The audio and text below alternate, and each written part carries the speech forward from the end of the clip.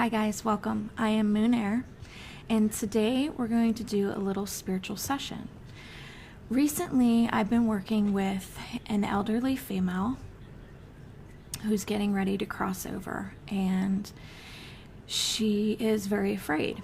This is a time where you kind of collect yourself, understand all the things you did on Earth, all the things you could have done on Earth. It's almost like a one-sided life review where you just kind of examine all the aspects of who you are and what you've done. When I see great fear in someone when they're about to cross, this usually means that their guilt is overcoming them, where they probably should have made a better choice or made a different choice. Or they're just unsure what's going to happen if they leave. When they put themselves in this great fear, they tend to, after they cross, put themselves in a stasis of fear. Either one, they'll come out of it right away, or two, they might linger in that stasis for a little while till they understand that they're on the other side and that there's no longer anything more they need to do. You will start to notice as a family member certain things going on with them. The big key of them about to cross within a couple hours to a couple days is a gray film or a grayness about their lower half of their face, preferably around the mouth. They'll start to get blatantly honest. You'll also start to see them bringing up old past memories. They may even look right past you and see someone, but they don't understand who it is just yet. The room is completely surrounded with loved ones, with angels. Usually there is 3 angels, and then it builds up from there. There could be a capacity of 20 or 11 or 15, just depending on the soul and how that soul is about to cross. Every circumstances is different. Now you may be asking why so many angels. Well, there's a threshold between this world and the next, which you guys call the veil. When that veil the best way to describe it as if you have a strainer and you're pouring water into the strainer, it becomes like the water kind of has these gappy pieces, okay? But you started out with the water being thick and streamy, but when you go through the filter, it becomes gappy, okay, as it's going through the filter. This is kind of what happens to the veil. It's as if somebody put a filter or a draining system or a strainer, preferably a strainer, into the gap like this to kind of open the liquid parts of it, okay, or the filmy part of it to make it more gappy so the soul can just go right through. That's the best way I can describe how that works. Once they are within that threshold, there's no time, but if you were to put a time, this could take minutes, okay? This allows dark to find ways to grab hold of that soul or attack it in some way so it can't make its way across. This is why there's so many angels. The angels protect the soul from being attacked. The gappy parts of the veil are being surrounded like a circle where angels are on our side, heaven's side, and in between the gap. So it's like forming a circle around the soul as they filter through. There's certain parts of the room that you might feel really cold or really hot. Maybe suddenly the room will become so warm and you don't understand how it goes hot and cold, hot and cold. The warmness is the angels. They're just moving around. And the coldness is spirits adjusting that chemistry of energy when they're moving around along with the angels. So you get this hot and cold back and forth flushing in and out. So that's normal as well. You'll also notice that your loved one will try to get out of bed when you know physically they cannot do that, but for some reason they get this burst within them where they're trying to get up. That's their soul thinking that they're out of the body and being able to go towards the portal. You'll always know that they'll go either to the left or the right, and they'll go right to a wall.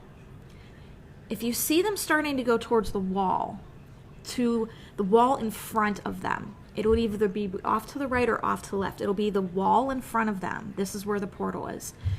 If they try to go to that area, you'll automatically know that's where the portal is. And if you stand there long enough, you might even feel some sensations in that specific spot. My job when I get called into hospice, when they get into the fear state and don't understand, what's happening around them, why are they seeing things, why, the family wants, questions answered, as to who are they seeing. And based off the information I provide, then they can understand and know that those loved ones and the answers that I get are confirmed from the other side. For example, this female, her husband's been waiting and her son's been waiting. And based off the information I provided, the family was able to confirm that it was dad and brother. So now I know who's in the room. Now I know where the portal is opening. And when I do healing on the head, there should be a high vibration. With her, the high vibration's there, but it's being pushed down. So she's keeping herself from just vibrating out. Your soul comes in and out of the head. So that vibration should be high and getting ready to loosen. That's what the vibration is for. What happens if you have ice cream, a thick piece of ice cream, and you keep scooping and scooping and scooping and scooping? It eventually becomes very soft and liquidy, right? This is kind of how the vibration on the top of your head works.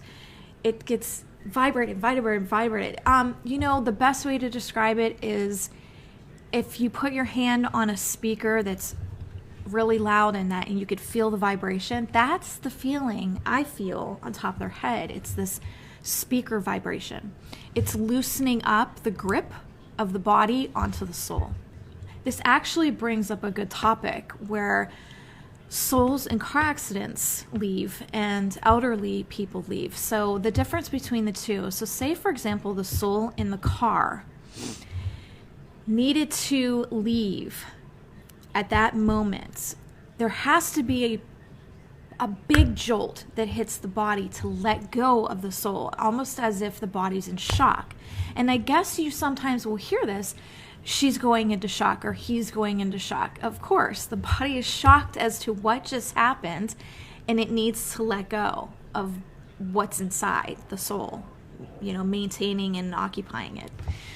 So this is why car accidents happen, gunshots happen, things like this. Big booms to the body have to happen for the soul to let go.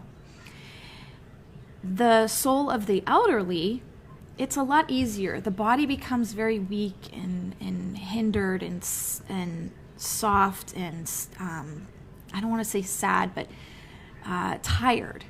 Okay, so it's easier for the soul to just slip out. But when you have an elderly person that is so gripped onto fear, it can keep the soul encapsulated until the female or the male finally realize that they can let go. And I think part of it is that she is the rock of her family, and she feels that if she leaves, she's going to mess up something, or they're going to need her and she's not going to be around. So I think that this is the part where they need to understand that everyone will be okay and that they'll see them soon. And that's where I come in, is helping them understand that. Helping them to understand that what they're seeing in the room is their family, and based off of what I'm getting. And the funny thing is, this female, when I was talking to her about her husband, she said, "How do you know that?" And I told her, you see them, I see them. And the best part of my job for this, sad as it is that they leave their family, but I'm able to see them here, but I'm also able to see them on the other side, and I'm able to walk them safely and calmly across the veil so that there's no holdbacks or there's no gripping on to wanting to stay here any longer. If they see a familiar face that was just with them and they still see that person, they'll feel more comfortable crossing over. So that's part of my job. It's remarkable. It's amazing. And every case grips my heart because it's sad, because I get to know that person within that short amount of time. And I myself, I'm sitting there saying, man, I really don't want this person to leave. They're so amazing. And she truly is. She is remarkably beautiful inside and out. And the love that she has for her family, I don't even have words to describe it. It's rare. It's a rare gem to find. So even myself, I get a little heartbroken that she is in her last stages of understanding her learning here. So to be graced by her presence in my life has been an honor. So I'm grateful that I get this chance to help her now in her last days to embrace heaven with such enthusiasm and excitement and non-worry, non-fear. That's my goal. So, for today's spiritual session, I wanted to kind of guide you through what it's like to pass and what it's like to experience someone passing. So if you are, in the stages of cancer and things are looking grim, don't hold on to fear. To be honest, heaven is too amazing to not want to go. You just don't remember how amazing it is. It truly is amazing. And being here is heavy. It's hard. And nothing you do is going to be fixable. You're just simply here to learn. There's no right. There's no wrong. There's just learning. And once you understand that, it'll be easier for you to let go and move on to the next amazing adventure your soul's going to go on. All these people that you got to know here, you will see them on the other side. But the amazing part is, you'll not only remember the life you had with them here, but all the amazing lives you had with them in past times. Your sister could have been your father in a past life. Your coworker could have been your aunt. Everyone's in the same soul family. You just change roles to kind of learn differently from each other. That's mainly what the point is. But the point of being on earth is to understand love, but how to manifest and manipulate energy at your own will. What do you want to create? And if you're not happy, create something different. It's simply that easy. If I allowed fear into my life, I wouldn't have the shops I have. I wouldn't be sitting here talking to you, teaching you, and helping you, and guiding you with your life.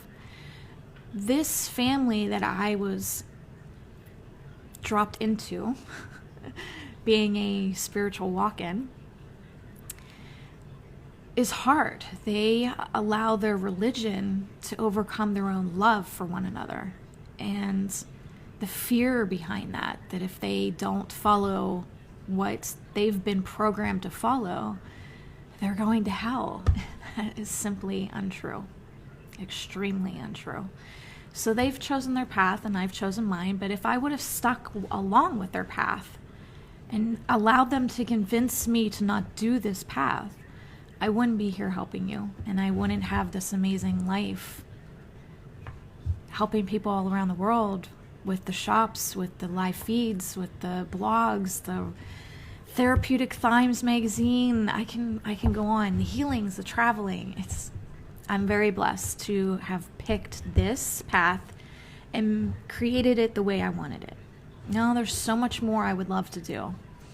And to be honest, I wasn't actually supposed to be here for 2 more years. I was supposed to leave 2 Februaries before. And here I'm still sitting, so I must not have felt done. So I returned again. And some souls have the power to do that. They can have that free choice to return, or sometimes they're forced and saying, I don't want to go back. But heaven's saying, well, you kind of have a little bit more to do. You got to go back. So this happens. There are some circumstances that it happens. I want all these things to help guide you so that you can better help guide your loved one. And when they look past you, say, I know, I can feel them in the room too. I sense that there's family here. I think we're surrounded in love. Like The whole family's here. They love you. They want to see you. Just encourage them. And I know that it's sad for you to let go, but you have to help guide them in the direction that they find themselves in. Because once it comes to this path point, there's no going back from it. This is it. So the only thing you can do is embrace heaven, embrace love, and help guide them towards where they need to go. So I hope this helped you understand how loved ones cross and what it'll be like for you once your day comes and heaven is welcoming you back home. Thank you for allowing me to share a little story with you that hopefully you learned from. And if you need help with an elderly person or someone in your life that is gripping onto fear and won't embrace heaven, give us a call. Call the shop and I'll be able to help them physically or distantly. I've helped souls distantly where I was on the phone with the family and I walked, again, another mother, walk across heaven. Thank you for joining this video, and I pray for all of you, and I embrace you guys into my life and into my heart, and let's keep it sunny out there, guys. Let's spread positivity, let's spread love, and enjoy the time we have here, because you don't know how long you have.